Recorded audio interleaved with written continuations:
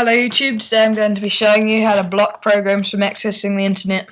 This is good when if you've got a program and you got the serial number for it and you enter it and it works fine for that session. Next time you try to go on it says oh you've this is expired and stuff. So if you do this it won't say that because it doesn't know and it'll just work all fine. So you're going to go to your system preferences, then you're going to go to the top, the personal part, and you want to click security. Then there'll be 3 tabs there. There's general, 5-volt and firewall.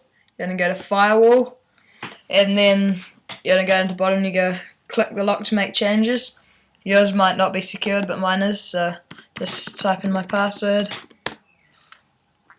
So now I can click on advanced, and so here we can choose whether we want a program to be able to access the internet or not. So block incoming connections mean that they can't, allow incoming connections mean that they can.